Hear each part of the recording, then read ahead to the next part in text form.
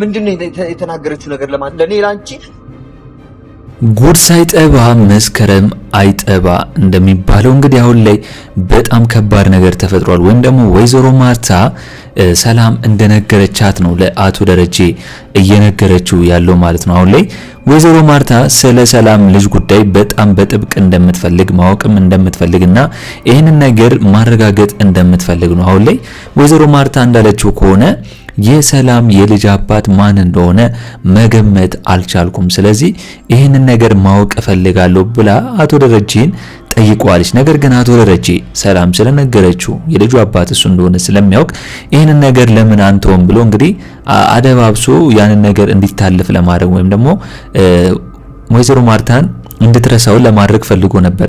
ነገር ግን ወይዘሮ ማርታ ሰላም ራሷ ጠርታት እየነገረቻት እንደሆነና የልጁን አባትም ደግሞ ለብቻዋ ሆና እንደምትነግራት ነው ለሷ ይህንን ነገር በነገረቻት ሰዓት ነው ለአቶ ደረጀ ይህንን ነገር የነገረችው። አሁን ላይ አቶ ደረጀ ምን ያስባል?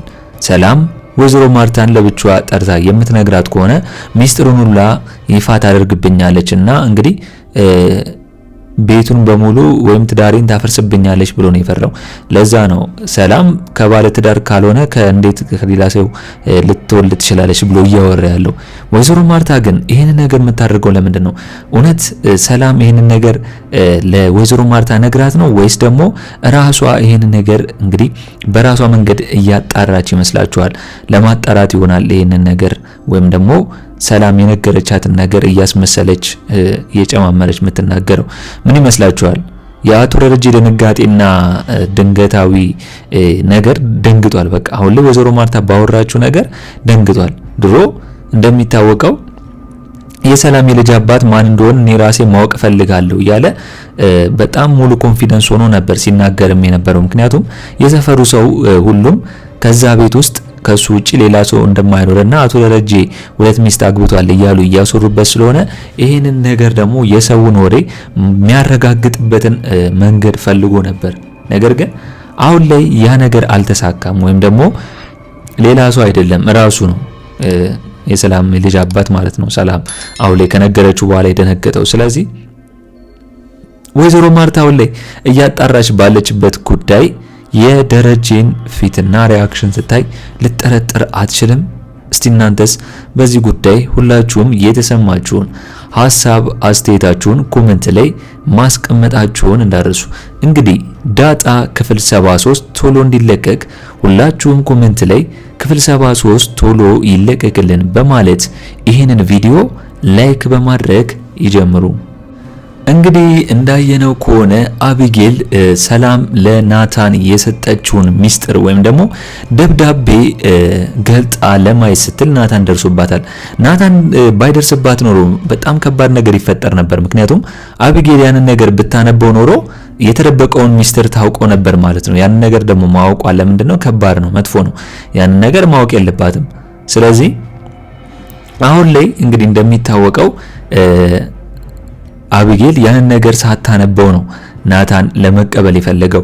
በዛ ጉዳይ ላይ ግን አቢጌል ይህንን ወረቀት ወይም ደግሞ ደብዳቤ ሰላም እንደሰጠችው ስለምታውቅ ለወይዘሮ ማርታ ለመስጠት አስባ ነበር።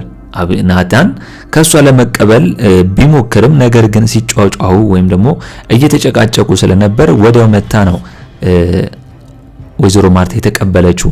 ነገር ግን አሁን ላይ ወይዘሮ ማርታ ይሄ ነገር ወይም ደግሞ ደብዳቤው ሚስጥር እንደሆነ ስለምታውቅ ወይም ደግሞ ስላሏት ናታንም ስላላት ከአቶ ደረጀ ከመጣ በኋላ የሚወሰኑ ውሳኔ እናያለን ብላ ነው ተቀብላቸው ሁሉንም እንዲሄዱ ያደረገችው ማለት ነው። ያንን ወረቀት እንግዲህ ወይዘሮ ማርታ እንግዲህ አሁን ላይ በጣም በቃ ትዳሯን የምታከብር ሴትና በጣም በጥሩ ስነ ምግባር ያደገች ሴት መሆኗን የምናውቀው በዚህ ነው። ከፍታ ማየት እኮ ትችል ነበር። እንግዲህ ሌላ ሴት ቢሆን ምንድነው ሰላም የሰጠችው ተብሎ ቀስ ብሎ ከፍቶት ላይ ይችል ነበር። ግን ይሄ ነገር አደራ የሆነ ደብዳቤ እንደሆነ ስለምታውቅ ያንን ነገር ከፍታ አላየችውም። አቶ ደረጀም በመጣ ሰዓት ያንን ደብዳቤ ከሰላም መሆኑ ሲሰማ ደንግጧል። ምክንያቱም እዛ ውስጥ የሆነ የተደበቀ ነገር እንዳለ ነው የተሰማው። ወይም ደግሞ ሚስጥሩን እውነትም እዛ ደብዳቤው ላይ ጻፈችው እንዴ ብሎ አቶ ደረጀም ቢሆን ፈርቷል። ምክንያቱም ይጋለጣል። እሱ ነው የሚጋለጠው። የዳጣ አባት እንደገና አሁን ላይ ያረገዘችው አባት መሆኑን ሲታወቅ ወይም ደግሞ እዛ ላይ ከጻፈችው ሲነበብ ይታወቃል። ስለዚህ አሁን ላይ ከወይዘሮ ማርታ ተቀብሏታል ያንን ደብዳቤ ማለት ነው። ደንግጦ ነው ከወይዘሮ ማርታ ላይ የተቀበላት። ምክንያቱም እንዴት የሰው ሚስጥር ማንበብ እንችላለን? ሚስጥር ከሆነ ወይም ደግሞ አደራ ከተሰጠ አደራ ነው፣ አደራ ዝም ብሎ አይታይም ብሎ ነው ከወይዘሮ ማርታ የተቀበላት ማለት ነው። ነገር ግን አሁን ላይ ወይዘሮ ማርታ በሰላም ጉዳይ ላይ እንዲህ አይነት ብስጭትና እንዲህ አይነት የመደንገጥ ነገር ሲታይበት ብዙ ጊዜ ተስተውሏል። ወይዘሮ ማርታም እኮ ይህን ነገር ታስተውሏለች። ሜቢ ዝም ብላ ሊሆን ይችላል ብዬ ነው ማስበው። እንግዲህ ናታን ደግሞ አሁን ላይ ደንግጧል። ምክንያቱም ሰላም ለሱ ስለሰጠችውና ለዳጣ ይህንን ሚስጥር ስጥልኝ ብላ አሁን ላይ እንዳደራ መልስ ስለሰጠችው ካሁን ወይዘሮ ማርታ አንብባው ያ ነገር ከባድ ነገር እንዳይሆን ወይም ደግሞ ሚስጥር ከሆነ አንብባው ወይዘሮ ማርታ ቤተሰቡ እንዳይበጠበጥ ብሎ ናታን ፈርቷል። ናታን አሁን ላይ ይህንን ነገር እንግዲህ የሚያስበው ምንድነው አቶ ደረጀ የዳጣ አባት ከሆነ በኋላ እዛ ቤት ውስጥ ከባድ ሚስጥሮች ሊኖሩ ይችላሉ ብሎ ነው ያሰበው። በቃ ለዛም ነው ሰላም የጻፈችው ደብዳቤ ቤተሰቡን የሚያጣላ ወይም ደግሞ ቤተሰቡን የሚያተራምስ እንዳይሆን እሰጋለሁ እያለ ዳጣን እየፈራ እየተጨነቀበት ጉዳይ እሱ ነው ማለት ነው።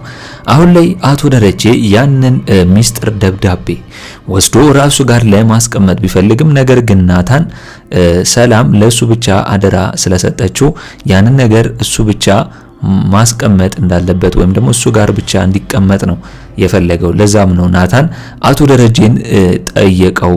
ምክንያቱም ራሴ ጋር እንዲቀመጥ ሰላም እኔን አምና አደራ ስለሰጠችኝ ይህንንም ነገር ለማንም አልሰጥም፣ ማንም የማይደርስበት ቦታ ነው ማስቀምጠው ብሎ ናታን ከአቶ ደረጀ ተቀብሎታል። እንግዲህ አቶ ደረጀ ያንን ሚስጥር ራሱ ጋር በሴፍቲ ይቀመጥ ብሎ ለማስቀመጥ ቢሞክርም ነገር ግን እንደሚታወቀው ናታን ከባድ አደራ እንደሆነና እንደዚህም ለምኖት አቶ ደረጀን ስለማያውቅ ያንን ደብዳቤ ተቀብሎታል። ከዚህ በኋላ ነው እንግዲህ ያ ደብዳቤ አንድ ሰው እጅ ላይ እንዳይደርስ ብዬ እንፈራው።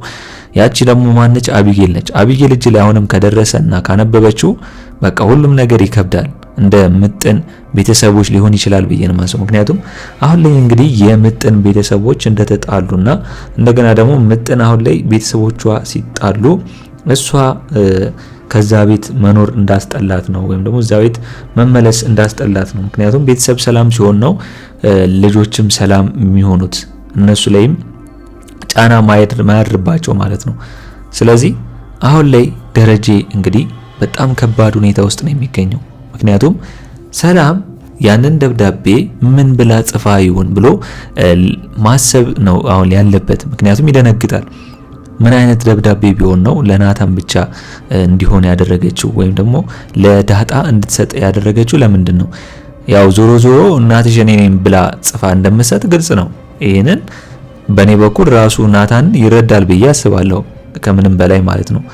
ስለዚህ እንግዲህ አሁን ላይ በምን መልኩ ነው አቶ ደረጀ ወይዘሮ ማርታን ደብቋት ወይም ደግሞ አታሏት ሊኖር የሚችለው?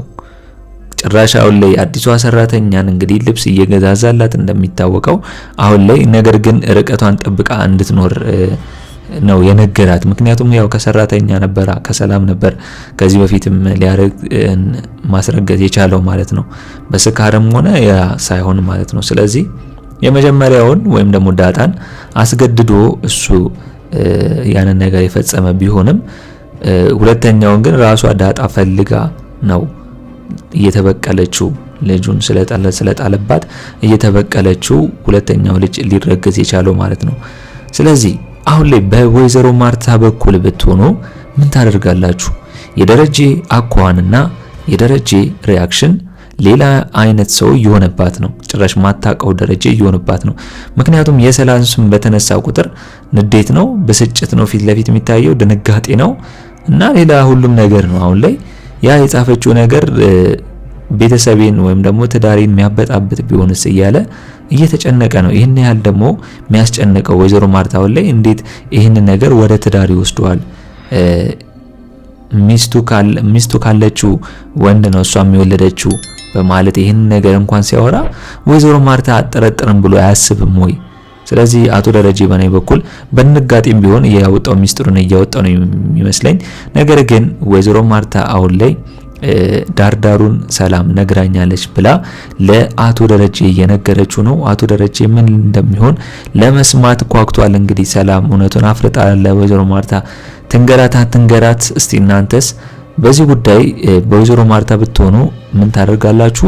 ሀሳብ አስተያየታችሁን ኮሜንት ላይ ማስቀመጣችሁ እንዳረሱ። እንግዲህ በኔ በኩል የዛሬው አስተያየቴ እንመስል ነበር። ለቻናሌ አዲስ ከሆናችሁና ሰብስክራይብ እስካሁን ያላደረጋችሁ ካላችሁ ሰብስክራይብ በማድረግና የደውል ምልክቱን በመጫን ቤተሰብ እንድትሆኑን በአክብሮት እንጋብዛለን። ዳጣ ክፍል 73 ቶሎ እንደተለቀቀ እኛም በኮሚኒቲ ፖስታችን ስር ወዲያው ለእናንተ የምናስቀምጥላችሁ ይሆናል ማለት ነው። በቀጣይ ክፍል እስከምንገናኝ ድረስ ሰናይ ቆይታ ይሁንላችሁ። ቻው ቻው።